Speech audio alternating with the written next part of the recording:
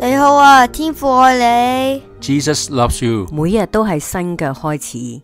你預備好同天父一齊踏上今日嘅靈修旅程未啊？而家等我哋用少少嘅時間聽下最愛我哋嘅天父嘅話語啦。腓立比書4章19節，我嘅神必照佢榮耀嘅豐富，喺基督耶穌裏，使你哋一切所需用嘅都充足。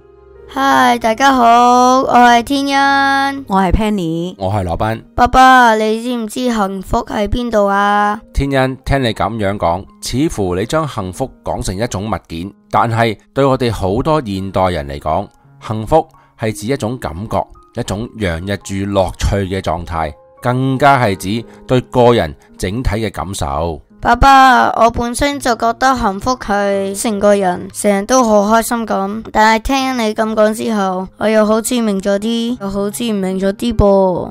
天恩，你想知道點樣為之幸福？幸福又喺邊度？不如我哋一齊睇返小熊同上帝嘅故事啦。啊！呢個故事我記得，故事講到有一日，森林裏面嘅一隻小熊跑到上帝嘅面前，問上帝：上帝，點解我啲毛係啡色嘅？上帝就回答話：啡色啲毛唔好咩？小熊就回答：一啲都唔好。你睇下小白兔啲毛係白色㗎，睇落去好靚咁啊！上帝聽完小熊咁樣講，就問佢啦：咁你要咩顏色嘅毛呢？小熊就回答上帝：使咩講啊？我梗係要白色嘅毛啦。於是上帝將小熊身上面嘅毛變成白色。小熊換咗白色嘅毛之後，就好開心咁一路離開，一路喺度大聲嗌：好嘢！我有好靚嘅白毛啦！之後小熊行咗一陣，就覺得好肚餓，於是佢就去河邊捉魚啦。點知小熊捉咗一陣魚，突然好唔開心咁樣喺度喊。原來小熊因為喺河邊捉魚，搞到成身都係泥，嗰啲白色嘅毛就更加全部黐咗好多泥，好核突。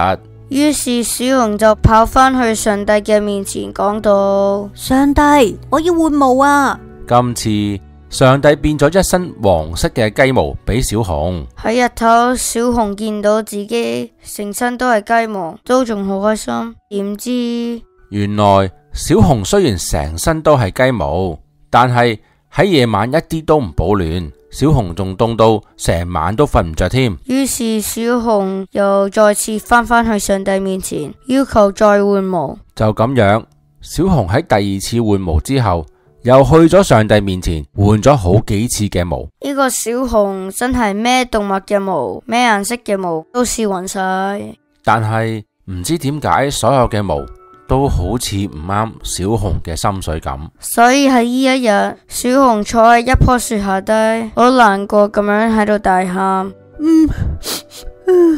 點解啲毛換極都唔啱嘅，都唔好嘅？就喺小熊喊緊嘅時候，上帝突然叫佢：小熊，我呢度仲有一套又保暖又舒服又唔容易被整污糟嘅毛，你想唔想試下？小熊聽完上帝嘅問題，即刻好興奮咁樣同上帝講：好啊，我要試，唔該上帝。當小熊着咗上帝最後俾嘅嗰一套毛嘅時候，佢先至發覺原來就係佢原本嘅毛。小熊自從成身換返佢原本嘅毛之後，佢成個人開心晒。係啊，小熊更加急不及待咁返到森林嘅屋企嗰度。自此之後，小熊冇再向上帝要求換毛。小熊而家先知，佢原本啡色嘅毛先至係最啱佢嘅毛。我哋其實都好似小熊咁，有陣時都會好想換毛，但係其實我哋真係唔使羨慕其他人所擁有嘅嘢。上帝佢賜俾我哋嘅家庭，賜俾我哋嘅工作，俾我哋嘅恩賜，或者睇起上嚟冇咁靚，但係佢絕對係最適合我哋嘅。只係我哋好多時因為自己見識有限而不自知。就正如保羅喺哥林多前書13章12節所講：我如今所知道的有限。我哋總係以為自己知道好多嘢，其實我哋知道嘅實在有限。所以我哋更應該好似箴言3章5節所講：你要專心仰賴耶和華，不可依靠自己的聰明。我哋只有專心仰望主耶穌，咁我哋先至有信心去相信，去知道腓立比書4章19節所講嘅。我的神必照他榮耀的豐富，在基督耶穌裏，使你們一切所需用的都充足。只有咁，我哋先至會有一顆感恩嘅心。